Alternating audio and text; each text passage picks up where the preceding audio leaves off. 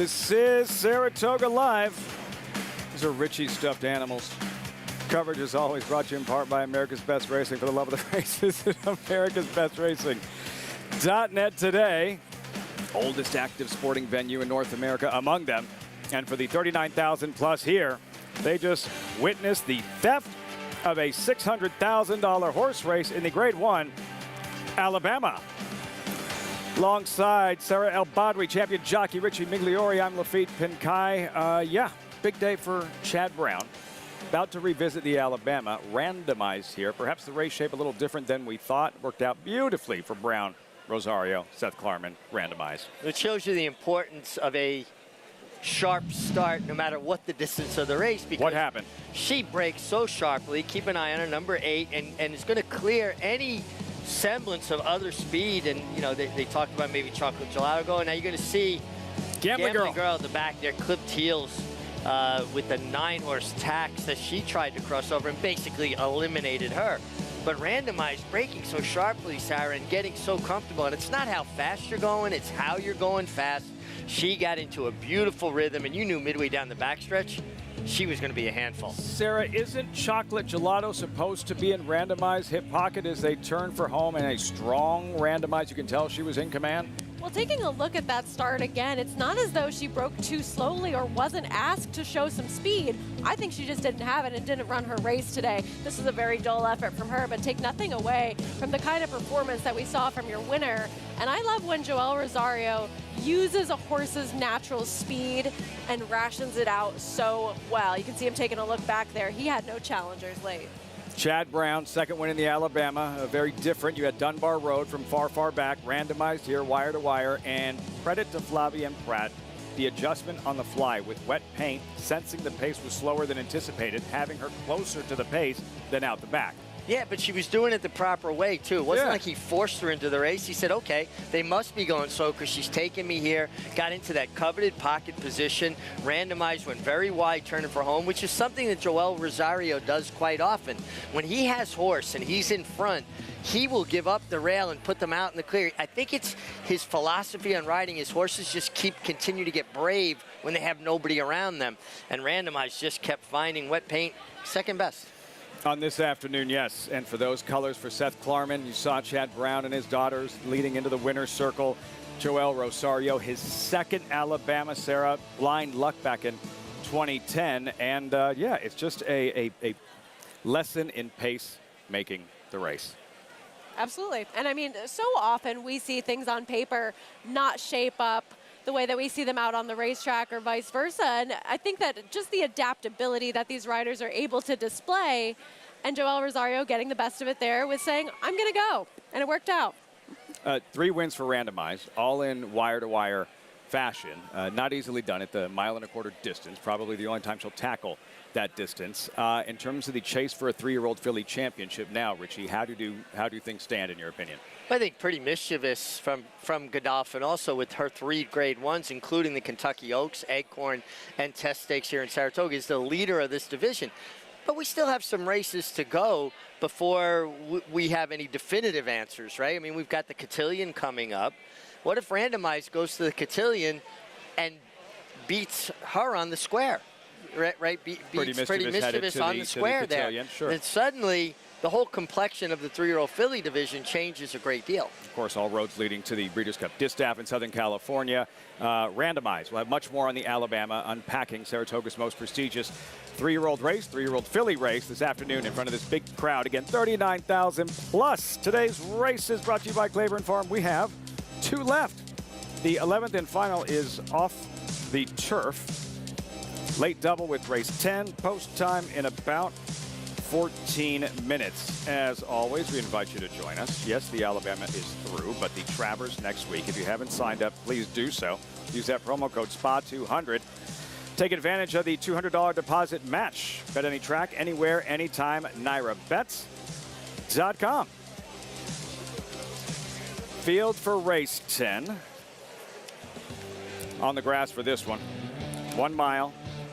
Go to allowance race with Verbal, the 5-2 favorite towards the outside with Arad Ortiz Jr., where things did not work out for him, leaving the gate as he expected on Gambling Girl. Verbal 5-2. Horses in the paddock. We'll have riders up shortly. A post parade, 2 left from Saratoga on this Alabama Stakes Saturday.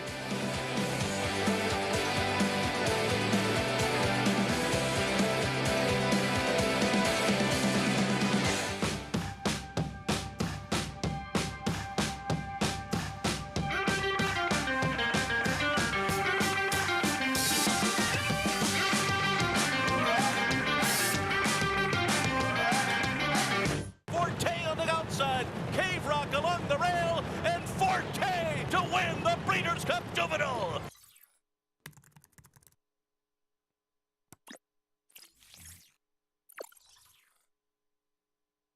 Introducing the Caesars Racebook app, the ultimate destination for racing enthusiasts. Built on the trusted Naira Bets platform, you can watch and wager on over 300 racetracks worldwide, including Saratoga. And the best part? Every bet earns you exciting reward credits that can be redeemed for your next bet, hotel stays, dining, and more. Get started today and receive up to $200 matched on your first deposit. Download the Caesars Racebook app and embrace the thrill of horse racing.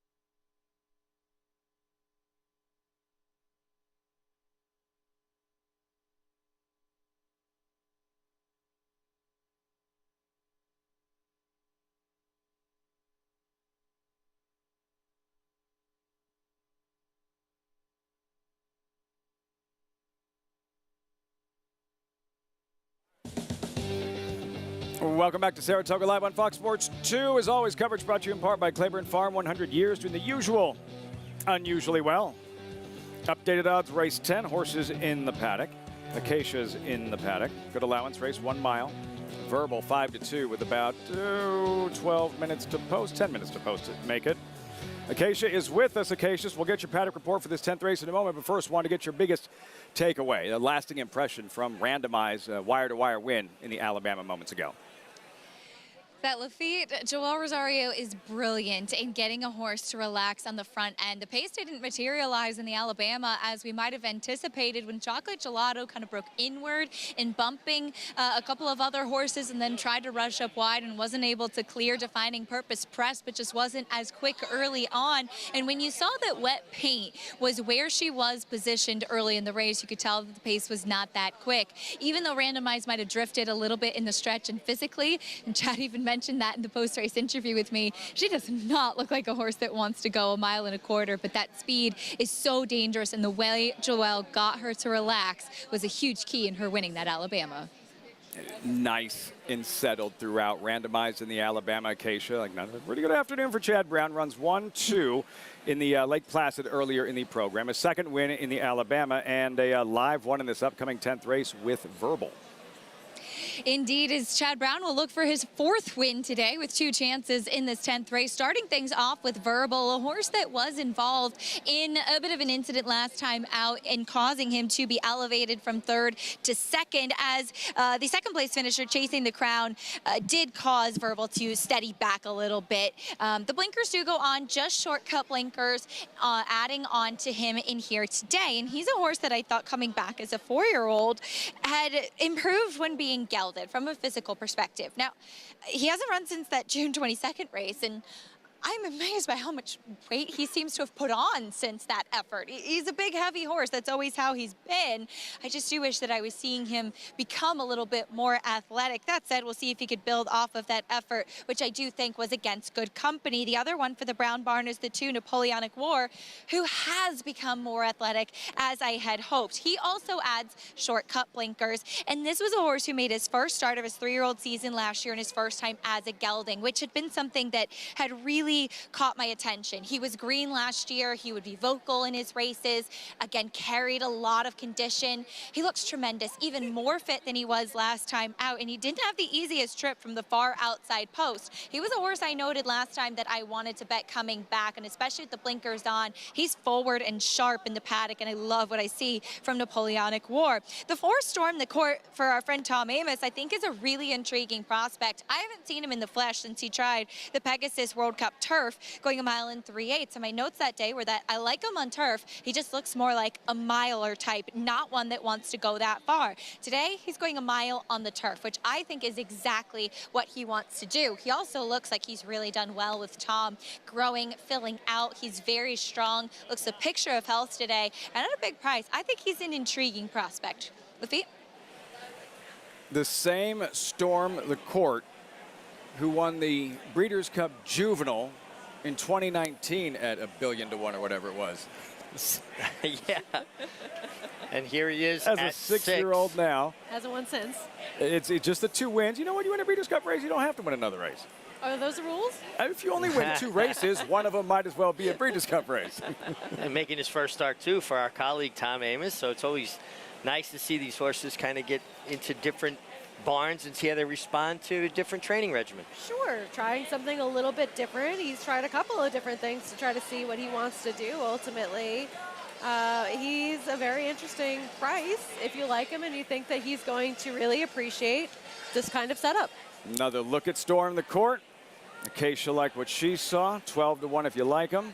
Post parade for this 10th race, mile on grass. Turf course listed as good. They're on the inner turf course. Verbal for Chad Brown, looking for a 4th win on the afternoon. Stakes sweep with the 3-year-old fillies, Lake Placid and Alabama. There's Duke of Hazard, claimed from Matkin Cantamasi by Rick Dutrow. Stretching out from the 7 furlongs, making that first start for the Dutrow barn. Looked very, very sharp coming out of the paddock with Kendrick. I would expect this horse to get forward position into the first turn. Napoleonic War, Peter Brandt homebred. The other Chad Brown in a spot like this as he goes second off the layoff, and maybe that's enough to turn the tables on Whisper Not.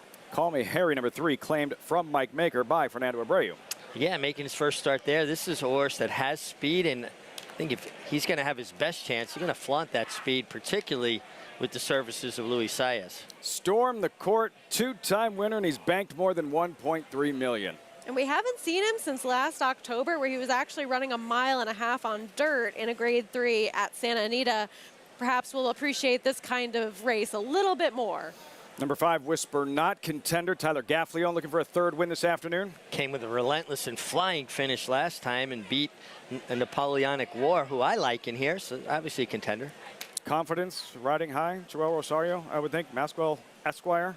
He has some races to go back to that would make him very competitive in here, mostly sprinting, so we'll see if he can get back to some of those. Running with scissors, kids are doing it everywhere, 13-time winner. Stretching out to the mile distance, has been in good form turf sprinting. Let's see if he can get the 2 turns in the mile.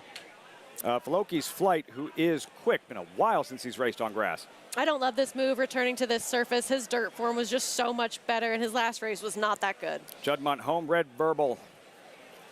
Yeah, not a great post position. Adds blinkers, comes off a good effort, off of a little bit of a freshening. Hadn't been seen since Keeneland in April last time. Could take a step forward. Verbal. Rad Ortiz in the saddle, late June. Belmont, Verbal here. What happens in this race, Richie? Well, he did get bothered, but I felt like he got bothered very, very late in the game. He's in that coveted pocket position you like in turf racing, but then you've got to get lucky and find room. Now, he came out there, seemed like he made some room, and he's got his position. He's got his chance to go forward, but now a horse moving to the outside, who basically puts a little bit of a block on him, but the inside horse was drifting out. I think he could have been second there. He wasn't beating Easter. Easter wouldn't have got in front of him, Sarah, if he had enough run. I think that's a perfect example of the cost a horse a placing. I think that he could have gotten that second place finish just like you, but I don't see him as a win contender for that race. And now if you look back at some of his prior races, they tried him in graded stakes company pretty early on. He is a grade 3 winner, so they always thought pretty highly of him. And he's pretty good. I mean, that 91 Beyer speed figure that he ran last time out is his second career best so far. He's faced horses like Emmanuel, who have run some pretty good races for trainer Todd Pletcher, and he makes a lot of sense in here. So does the other Chad Brown trainee, and right now, that one's your current favorite. Red Ortiz in the famed Juddmonte colors. Whisper Not pictured.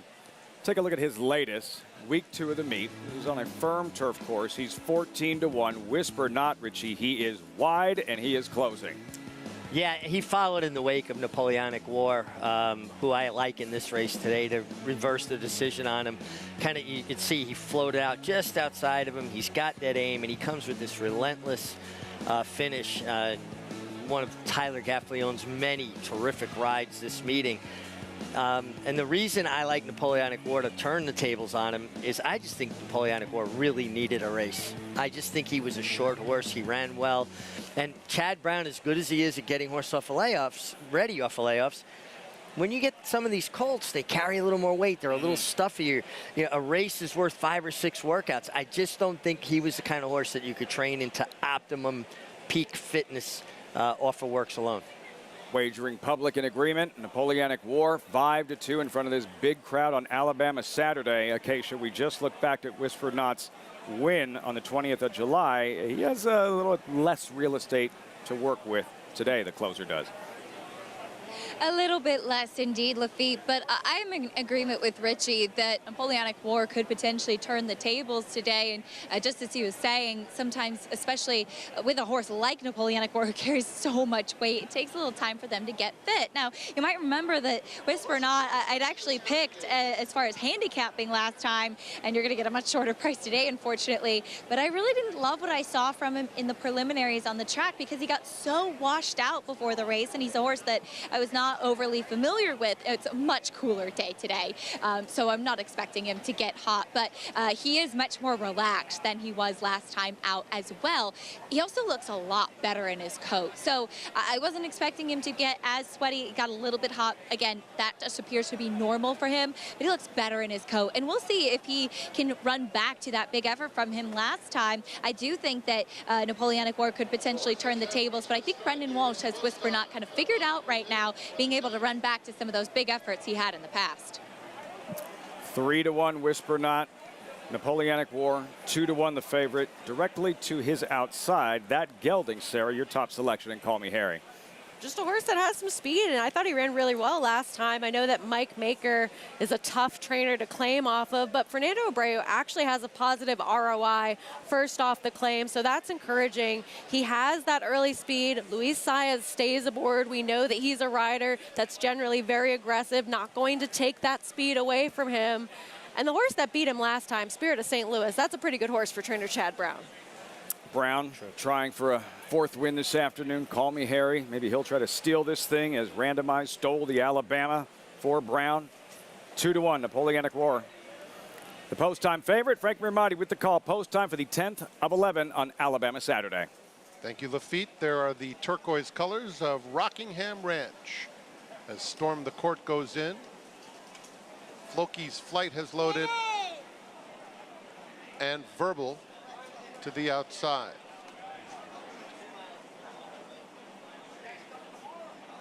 Verbal walking up with those black blinkers. They're in the gate. And they're off. And it's a fast start for Storm the Court as well as Call Me Harry. They're ensuring an honest tempo in the opening furlong. Floki's Flight comes away 3rd. And right after the top pair, then it's Duke of Hazard along the inside. Napoleonic War in between rivals, very close up, only 3 lengths off the lead. Then comes Verbal. It's another length back to Whisper Not, who settles down toward the rail. The two trailers running with Scissors, and Maxwell Esquire at the back of the field. Call Me Harry won an opening quarter in 24 seconds flat and leads at 3/4 of a length. Storm the Court in second. Floki's Flight still third. Then it's Duke of Hazzard. Napoleonic War fifth, under a nice hold at this stage with 4 lengths to make up. Another 3 back to Verbal, who's just in front of Whisper Not. The two trailers remain running with Scissors and Maxwell Esquire. 48 flat for the half mile. And it's Call Me Harry, aggressive throughout, opens it up to almost 2 lengths on Storm the Court in second. Duke of Hazzard has made some headway along the rail. Napoleonic War called on at this stage, 4 lengths off the lead. Down on the inside, Whisper Not is gathering some momentum alongside Verbal as Floki's Flight drops out top of the stretch. Nice trip for Duke of Hazzard, who comes right to Call Me Harry at the 8th pole and takes the lead. 3 more lengths to Storm the Court and Whisper Not. It's Duke of Hazzard with a 16th to go. A length and a half in front of Call Me Harry, who's hanging tough, but it's going to be Duke of Hazzard. Duke of Hazzard wins it fairly easily. Call Me Harry gamely held second in front of Whisper Not and running with Scissors. Kendrick Carmouche, Duke of Hazzard. Rick Dutrow accelerates late, does Duke of Hazzard, 9-1 at post time. Yeah, worked out that beautiful inside-out trip, that coveted pocket position on the turf, which post 1 helps you achieve if you've got a horse that's got tactical speed. Call Me Harry went out to the lead, basically ran every 1/8 of a mile in 12 seconds. Call Me Harry ran terrific. Great call, Sarah. Just second best to Duke of Hazzard, who feels like he found one of his best races today. And he has those races somewhere in there. It's just that they're not always reliable to show up. But I think that you have to be a little bit disappointed by pretty much everybody else in this field. It looked like Napoleonic War was in a perfect spot, and right when he tips out where you think he's going to begin to accelerate, he got fanned very wide, but then he had absolutely nothing in the stretch. Yeah, he got fanned wide, and if he runs third, you say, well, maybe that cost him. He basically flattened out. He folded up after he came out of the turn. And that pace for us was honest enough. And I feel as though Call Me Harry is a very game horse that will always fight you for it, but it's not as though he went out there in 50 to the half. He ran his race, yes. And I don't feel as though some of the horses that were supposed to make up ground late did as much as you were expecting. If you look at the fractions of feet, 24, 48, 112, 124, 136, basically 12 seconds to every furlong. And you don't usually see that around here. Usually you might see that half and 50, and then it'll speed up someplace in the middle. This was even throughout. And for Rick Dutrow, who had been suspended for a decade for medication violations, so on and so forth, he did his time. He's back. Kendrick Carmouche pumped up. What else is new? Always. And for the summer, a win here, a win in the Whitney for Dutrow with White Abario, who's now training up to the Breeders' Cup Classic, and Duke of Hazzard. That performance, first after the claim, Rick Dutrow. Well, you said something just now that people need to hear. They need to listen to the fact. Dick Dutrow did 10 years on the sidelines. He has paid his debt to the Racing Society. 1,000%. And now he has an opportunity. And it's what he does with the opportunity. And we're seeing him sending out horses, getting back into his old rhythm, claiming horses starting to do good. And he's getting a lot of his older owners back. Jimmy Riccio used to train a lot of horses for Jimmy Riccio. Dutrow did. Now this is a horse owned by Jimmy Riccio. And we're seeing several of those. So he's getting an opportunity again. People shouldn't begrudge him that. 10 years. Yes. He did the time. And now he's saddling winners, whether it's the Whitney or in this 10th race here at Saratoga with Duke of Hazzard. Kendrick Carmouche at 9-1. And when we come back, that Travers Hardware, the Man of War Cup. Who will hoist it this year, this time next week? We'll have an answer. Stay tuned. You're watching Saratoga Live. Introducing Venezuelan Hug, the tenacious, towering son of Constitution, now standing in New York. After breaking his maiden at Gulf Street, he dispatched Cityman and Allowance Company at Saratoga, going on to 6 wins in 10 starts, finishing with 3 straight stakes victories, including the Grade 3 Canadian Turf. Now a versatile sire, complementing any mare with size, looks, and athleticism that's been called the best-kept secret in New York. Venezuelan Hug, standing at Mill Creek Farm. Visit millcreeksaratoga.com to book your mare today. Experience the adrenaline-pumping, suspense-filled action of the Sport of Kings no matter where you are with Naira Bets. It's fast, easy, and secure. Download the app today and start winning with our lucrative weekly promotions, thrilling handicapping contests, and a one-of-a-kind VIP rewards program. Don't just watch horse racing, be a part of the action with Naira Bets.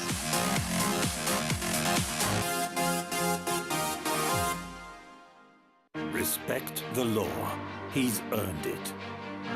A Grade 1 winning juvenile. 'Tis the law, pops the cork in the champagne. A classic winning 3-year-old. 'Tis the law is gonna win the first leg of the Triple Crown. 5 triple-digit buyers. Respect the law, 'tis the law. The best son of red-hot sire Constitution. He's left the others behind. He's gonna win the run, Happy Travers.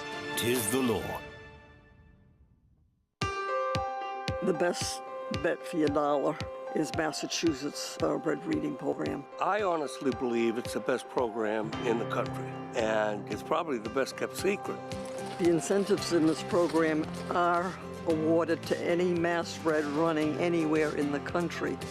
Bonuses for owners, breeders, developers, stallion owners. You get those percentages no matter where that horse is running. This is a great program.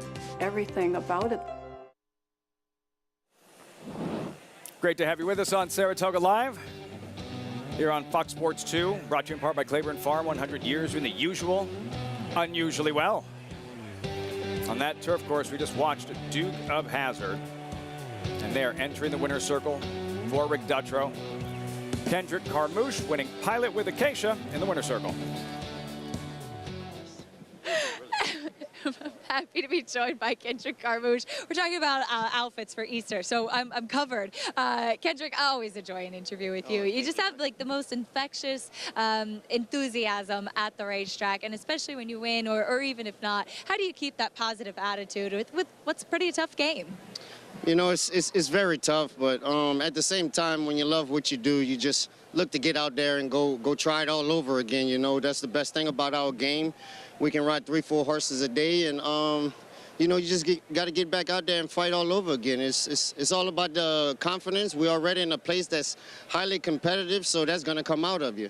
Well said. As Duke of Hazzard gets the win today, he was sharp before the race. Well, you know, I didn't want to warm him up too much because, first off, the claim for Rick Dutrow, it probably made him a little too aggressive. But I tell you, I was in the dashboard the whole way. I mean, even at the half, you know, I was following Luis Saez and Dylan sitting there, and I worked Dylan Hurst a couple weeks ago, and I know he gets out, so I said I want to stay close to him where I can split him, and you know, it worked out. And I like to thank Rick Dutrow and the Ricky O family. You know, not only he's my agent, but we team up with Pops to win a race. You know, that's wonderful at the spot.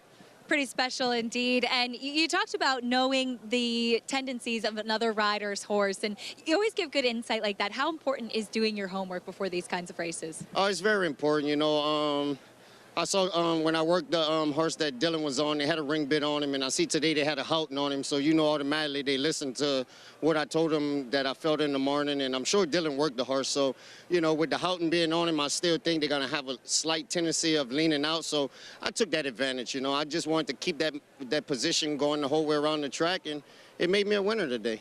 It did indeed. Congratulations. Louisiana in the house. 5 college movers keep me moving.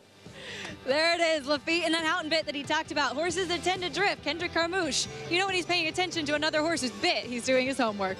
Shadow boxing Acacia. He says it made him a winner today. Kendrick's a winner every day. 21-20 with Duke of Hazzard. He was, for the uninitiated, he was referencing in the dashboard the entire trip. Yep. What does that mean? Well, jockeys ride with much shorter stirrups than people that would ride normal English or equitation. And one of the reasons is to have leverage. These horses can pull very hard. They're 1,000-pound animals. 115-pound guy, as strong as jockeys are, need to use their body weight. So in essence, what he's saying, his feet are out in front of him on the dashboard, and he's leaning back, pulling on the horse, but using his body weight as leverage. So feet in front of him on the dashboard. Sarah, and it all came together and worked out beautifully, like the perfect trip for Duke of Hazzard. Oh, absolutely. And if you look back at the kind of races he'd run in the past, they're in there somewhere. It's just that he's not necessarily the most consistent type. Even if you do forgive that yielding turf that he ran over last time, he doesn't always bring you his best, but he definitely did today. And honestly, only horse that made up any ground in that race on your pace setter. The only one. Last two have been tricky to find. Randomized 8-1 in the Alabama. You saw the pick 5 sequence, and here Duke of Hazzard at 9-1 with one left here at Saratoga on Alabama Saturday. And then our focus turns to the Travers. And the Derby winner has been on campus for a couple of weeks. There he is, Mage, new jockey for the Travers. Breeze this morning, final Travers tune-up. That's next.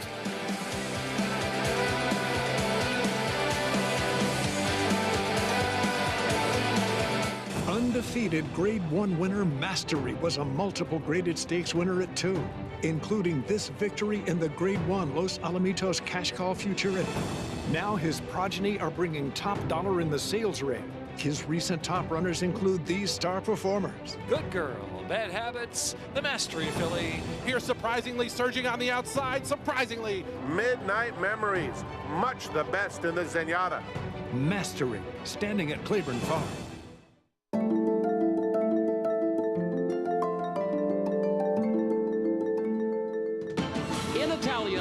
To win it. And here is domestic spending.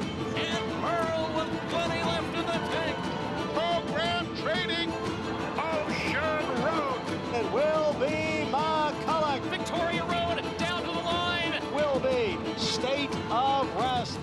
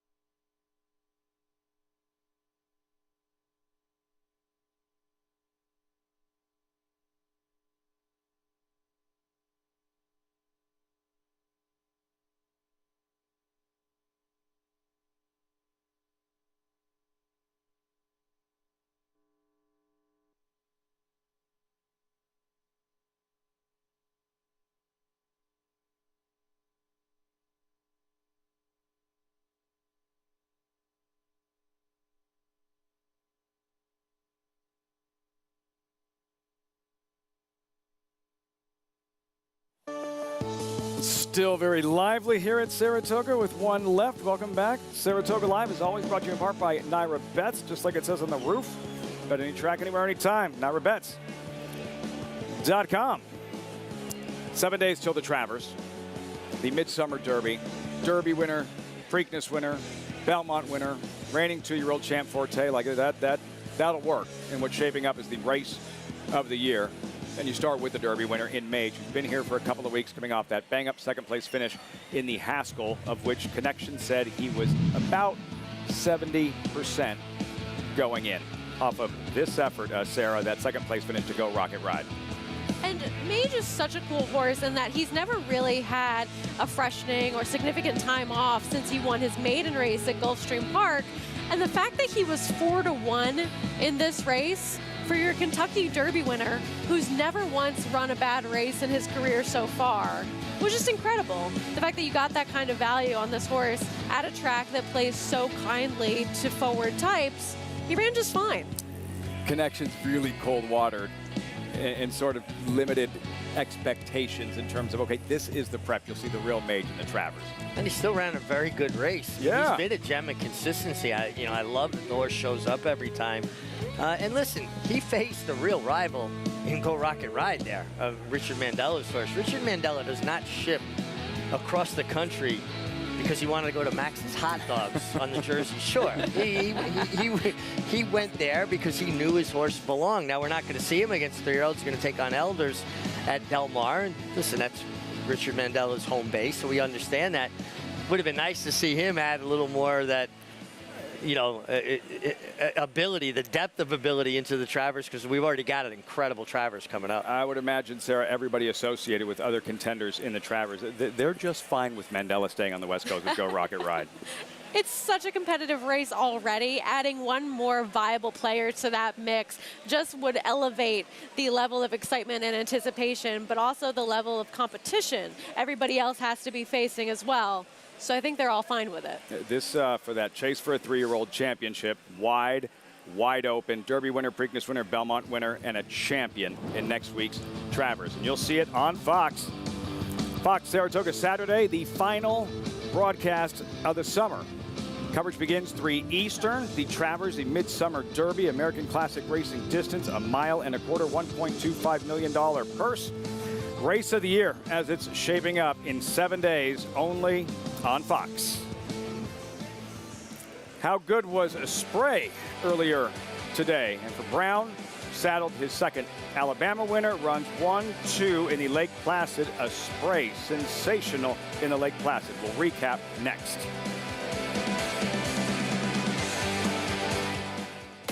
The momentum continues for War Dancer as Epic Queen scores at Monmouth. Epic Queen just won't give up. Epic Queen gets the score. Niagara Skyline goes wire to wire at Woodbine. And Niagara Skyline in terrific form here today by 3 lengths. And Queen's Dancer with a big upset as she wires the field. A photo coming up once again, and it's going to be Queen's Dancer. Shouldn't you have a War Dancer? War Dancer, proud to stand in New York. When it comes to horse racing, you can never have too much information. With Twin Spires, you can place your bets with confidence. Whether you use handicapping insights, like our Brisnet speed ratings, prime power and past performances, the guidance of our experts' top picks, or just choose a name that catches your eye.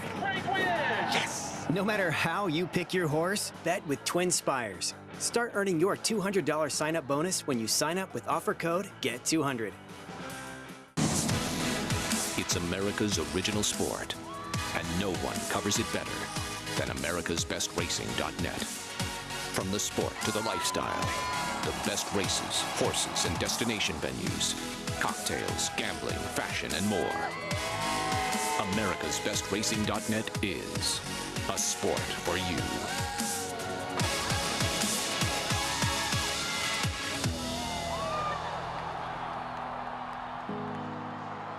Racetrack Television Network brings you every race, from every track, on every screen, every day. With monthly packages starting as low as $5, RTN gives you great value and access to more live HD streaming and race replays than anyone. Visit RTN.tv today to sign up and watch on almost any device, including Roku and Amazon Fire. RTN has packages that start at $5 per month.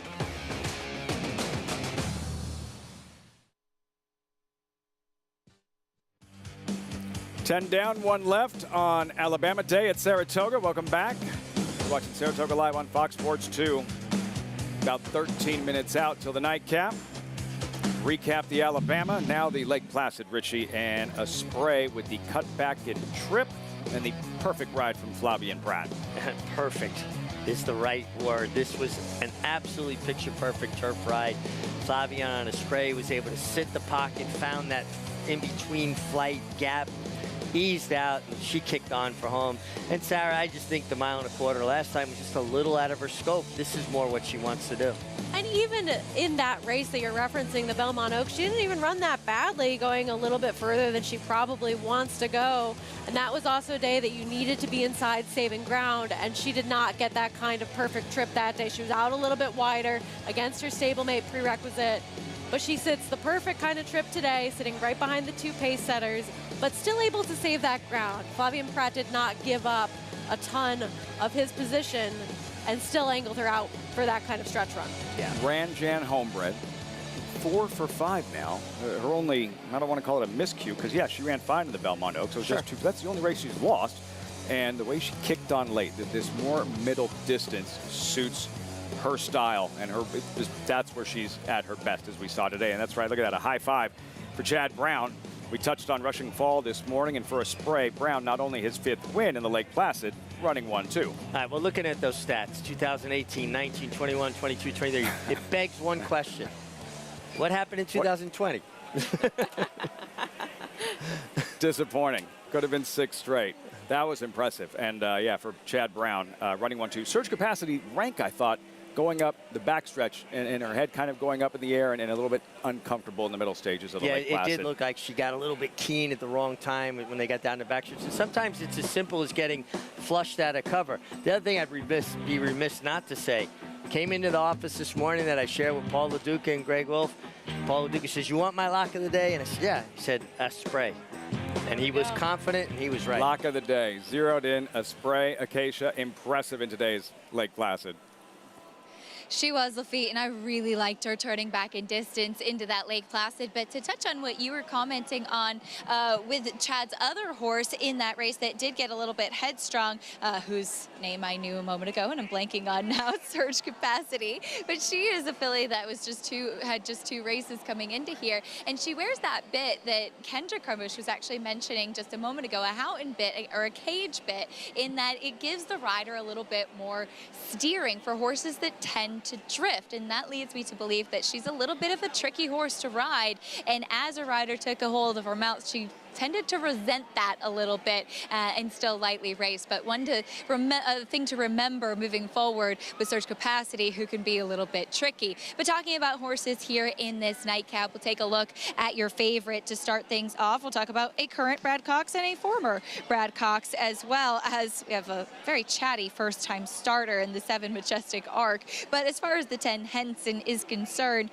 debuted in an off-the-turf race, showing early foot and finished 3rd, just run down late. And this horse was set to move to Brad Cox, try the turf, and drop in for 40,000. A very interesting move here. Now, the fact that it does stay on the main track, I think can only help him, because he has, I think, the best dirt race in here, and especially the speed that he did show on debut. He's a compact, powerful, rather kind of blocky type of horse, but he looks incredibly quick. He does have a bit of a turf hoof, so I can understand, especially with him being by Verrazano, though the dam was more of a dirt sprinter. It's just a very intriguing move, but physically, I have no problems with your favorite. Now, the 14 Blue Plate Special, who actually started out with trainer Brad Cox and is now first off the claim for Linda Rice and moving to the main track as a main track only in here. I know that he hasn't shown much on the main track or either surface as of yet, but if you go back to that race in April, which was for maiden 40, the only other time that he's run at this level on the dirt, ran a good race that day, finishing 3rd, and had been a horse that took a step forward in his 2nd start when taking that drop in class. He too looks like a horse that is more built to be a dirt horse, and in particular more built to be a sprinter, as they did try him once going long. He got much sharper once they put the tack on him as well. I think that the race does go between these 2 horses who have good dirt races, Lafitte, to go back off of. It's Ortiz, it's Linda Rice, how good they are together. We get it, Blue Plate Special, but it does feel like everything goes through Henson, the even money favorite pictured in this 11th and final. Let's take a look back. His most recent opening weekend, his debut off the turf race. Richie, he's 25-1. Henson, look out for the gray rolling late. Yeah, listen, Henson had good speed, and he got off a little bit awkwardly. He hit the side of the gate as he came out, but that work before he ran here, July 7th, when he went 34-2, he tipped his hand he was going to have speed, and he had speed and almost pulled it off, Sarah. Yeah, that was really impressive gate speed that we saw from him and some tenacity in the later stages of this race. Acacia mentions the odd kind of move that we're seeing where he does make that trainer switch. He drops in class. He was maybe turf intended today, though I'm sure they took at least a look at the weather report and also the kind of conditions that we've had so far this meet. Certainly not worried about him running back on the dirt in here, but you have to kind of side-eye what's going on at this short of a price. That race, though, if we see it again, he's going to be way too good for a field like this. If for whatever reason he doesn't bring his best, who do you feel might have the most upside to pull off what would be considered a mild upset? I was a little bit interested in the 1A, Petrolo, much like the other Jimmy Bond trainees, named after a winery that makes an incredible Sangiovese blend, but that's another story. I thought this horse just improved so much in his second start. When he was dropped to the maiden 40 level. He's been up here training at, out of Jim Bond's private barn. Yep. You know, his horses do well up here.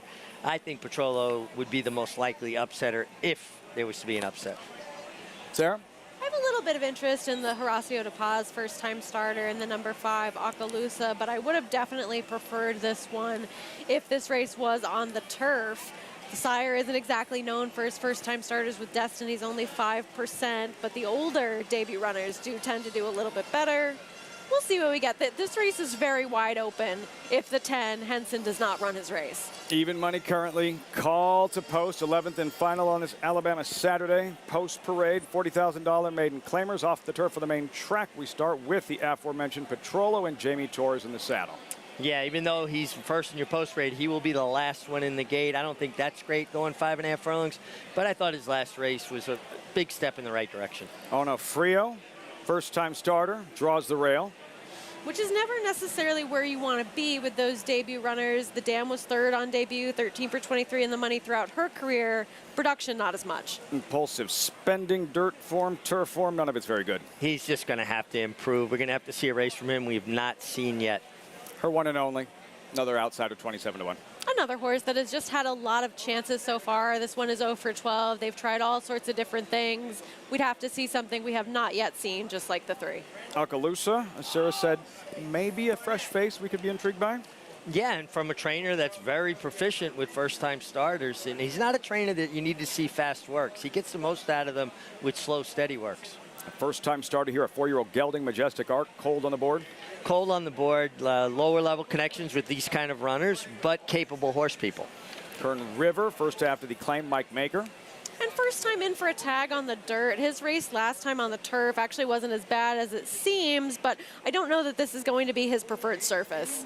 Henson, Johnny Velasquez, strictly the one to beat. Absolutely. If we see any semblance of that race that he ran first time out and the speed that he showed, just going to be too good. Samamabish, off the board, all 9 races, deserves something for that great name. Well, and it's going to have to improve vastly. You get Joey Martinez, a young rider that has ability, just gets limited opportunities. Spoofy, Ricardo Santana, he draws in. Only this horse's third start and first time in for a tag on this surface, but again, would need to show something we have not yet seen. And 14, Jose Ortiz, Linda Rice, Blue Plate Special, current 3-1 second choice. And it makes sense to always take a look at this main track only entrance, especially if they're for Linda Rice, who does spot her horses so well. That's the field for this 11th and final. New York breds. Who graduates? We'll find out in about 3 minutes. Jamie Torres, the apprentice, Richie, who has impressed here at Saratoga. He rides Petrolo. He's had some big moments. He had a chance to win a 2-year-old race, a maiden special weight race for D. Wayne Lucas, which sees the gray Jim Dandy Day. And oh, by the way, defeating Maze's full brother in the process, Dornock. Yeah, exactly. The one thing that has stood out for me from the moment I saw Jamie Torres ride is how he finishes on a horse. And that means how he gets in sync with his horse, the rhythm from the quarter pole to the finish line. He's strong. He has that rhythm. He gets together with his horse. He doesn't finish like a typical apprentice rider. He finishes more like a journeyman, a seasoned journeyman. But he also has Angel Cordero Jr., one of the greatest riders in the history of the sport, as a mentor and his agent. King of Saratoga, Angel Cordero. Jamie Torres here with Petrolo. Acacia, what are you noticing? Well, I like him, Lafitte. I wanted to reserve judgment officially until I saw him warming up on track. And this is a horse that is coming in off a bit of a layoff, and he was pretty laid back in the paddock. But just as Richie was talking about, Jamie Torres seems to make the right decisions and really seems to be very receptive when it comes to his mounts. And he took this horse away from the pony, gave him a lovely warm-up, and he perked up a lot, which I did really appreciate being able to see. And as Richie also mentioned, for the Bonds being based here in Saratoga, while they've only had the 2 wins, the horses have really been running well. And this guy looks like he is ready, especially versus these when he's going to be facing some more turf meant horses. He's too big a price in my estimation, especially given the fact that he does have some good dirt races, and he won me over a little bit more as far as the warm-up was concerned, Lafitte. In overlay, Sarah, entered main track only, 5-2 on the morning line, hanging up there at 9-1, Petrolo and Jamie Torres. Sure, and this horse is definitely one that needs to be considered if you don't trust the number 10 Henson, because this race becomes much more wide open after the fact. And as Richie, you're talking about all the great attributes that Jamie Torres brings to the table, I also like that he's aggressive when he has horses with some early speed. He doesn't take it away from them. He doesn't try to get too cute on the front end. He lets horses use it. A Prisoner, a great example of that the other day. He let that horse go, and it was the right move. He took no prisoners, right? You went, and but that's, you know, it's like the Paddington joke the other day. Yeah, exactly. He was a bear. You know, sometimes it's as simple as getting your horse confident by allowing them to use their speed, get their forward position, and it discourages other horses. It's twofold. So I never understood why guys would take horses out of their natural gait. Let them do what comes easy. How and why do you think that happens with some riders where they're a little more passive in that regard?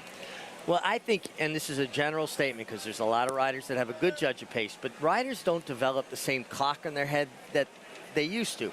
Why? Because trainers want to put headsets on all jockeys and tell them how fast or slow they're going into work. So they're not developing a clock, and they're not keeping it tuned if they do develop it, because they have this aid that you don't have in the afternoons.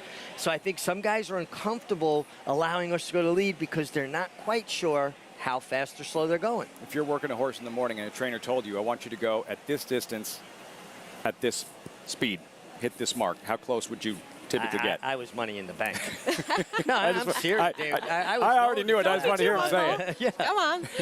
I don't do it anymore, but there was a time, and if you told me to go the first, 8th, and 13, I went 13. The second, 8th, and 12, I went 12, and so on and so forth. Like a quarterback. Clock in your head. I think even in very simple terms with all of us that you talk about these races, if you say to someone, you have 1 minute, who do you like and why? There are people that will do that in a better and more elaborate way than some others who might not get to the point quite as quickly. It's all just how you develop that kind of sense of timing. Absolutely. Henson here. We'll see what he does in his second career start as an odds-on favorite. Wow, 3-5. Frank Mirmati with the call, 11th and final on Alabama Saturday from the Spa. Just 2 more left to load. Blue Plate Special goes in. Majestic Arc has loaded. And the last one is Petrolo to the outside. They're in the gate.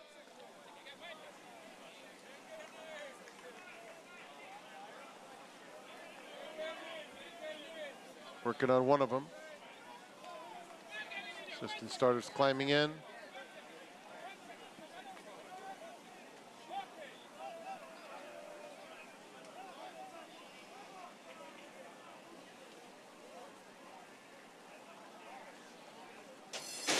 And they're off.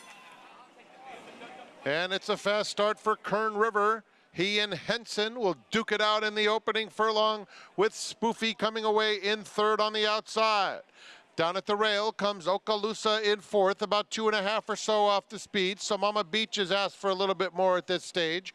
Followed widest out by Petrolo, who has about 7 or 8 lengths to make up. Her one and only is next, Majestic Arc in that mix. Onofrio is toward the back of the field as they come toward the quarter pole, and Blue Plate Special goes by that one. It's Henson, the heavy favorite, with 1/4 mile to go, chased by Spoofy. They arrive at the top of the stretch, 1-2, and down at the rail, Okaloosa means business at first asking and is coming nicely now inside of Henson with a furlong left to go. Henson trying to fend off Okaloosa. It's 3 or 4 back to Spoofy in third. 16th pole, Henson fully extended. Okaloosa on the inside, but Henson's too strong. And Henson wins it by almost 2. Okaloosa fired big, but had to settle for second. Then it was Kern River photoing out Spoofy for the Shodo. Some anxious moments. Henson, when tackled by Okaloosa, who Sarah said to look out for the first-time starter, but in the end, just too much. Henson, wrong lead, right result. He never did change leads, ran the entirety of the stretch on his left lead, but seemed like felt the presence of Okaloosa to his inside and dug in more. Like I think he was really game when he felt that company. I think he got competitive too, as we'll take a look at the top of the stretch here, because Frank Miramati said it best. Okaloosa means business, and he certainly did. He actually looks like he's about to go right on by. And while you see your favorite come over a little bit, I think still just very much so within the bounds of good race riding. Yes. And maybe that's a first-time starter getting a little bit intimidated, and maybe that's Henson getting a little more competitive when Johnny V brought him over and closer to the first-time starter. You want your horse to engage, right? Lafitte, you want to feel the challenge, and Johnny did it just right. Just pointed him there. Hey, there's a Somebody horse over there, here. a challenge. We need to, finish our job, keep him to the task. But that's race riding. That's the art of race riding. It needs to be subtle. Let's get to Acacia.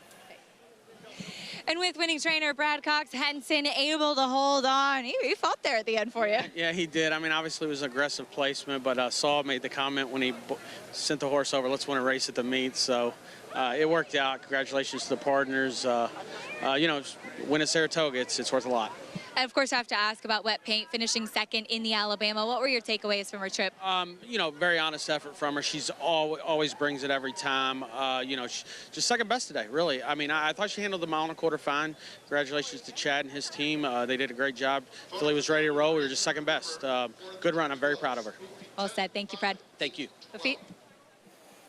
Brad Cox, not the one he wanted to win today at Saratoga, but a win nonetheless in Henson, and every reason to be proud of the performance by Wet Paint this afternoon.